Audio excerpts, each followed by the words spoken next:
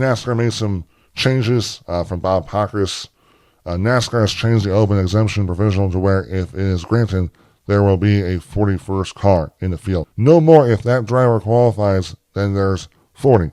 But if the driver doesn't qualify, then there's 41. This rule was made at the beginning of the season. It was used during the Daytona 500. If there's more than 40 cars, a driver and a team that puts in this open exemption, if it's granted by NASCAR, it's off pretty much your resume. So whenever a driver has the most success outside of NASCAR gets this open exemption.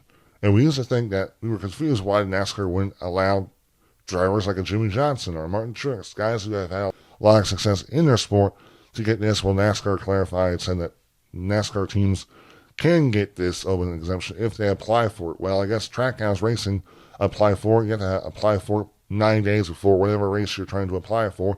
But this is only in effect if there's more than 40 cars. More than 40 cars in the Daytona 500. Helio Castroneves did not qualify in the top 40, so he was the 41st car.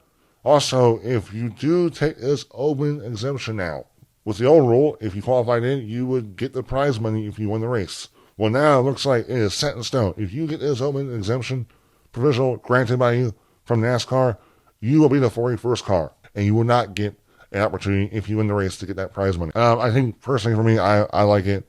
I don't think it's fair that a driver that has no success in NASCAR and didn't race NASCAR at all gets to get a guaranteed spot. Now, I know NASCAR drivers like a Jimmy Johnson could enter in this provisional, and NASCAR accepts it, and they choose Jimmy. He would be able to use it. But I thought it was crazy that Helio Castroneves, who had no Cup Series experience, was just given a spot in Daytona 500. It was not fair. I think this clears it up.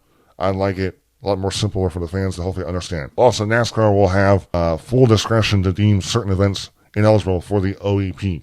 So now NASCAR, let's say an inexperienced driver wants to race Daytona, well, NASCAR now will have the ability to now say, no, you're wanting to race this race, well, we don't think you're eligible, you don't have the experience. That's kind of what it would be. NASCAR will really have control over what races a person that is eligible or is granted the OEP can race, which I think will make it a lot more fair for our drivers, or just not allow someone that has very little experience to race in a race like Talladega or any racetrack.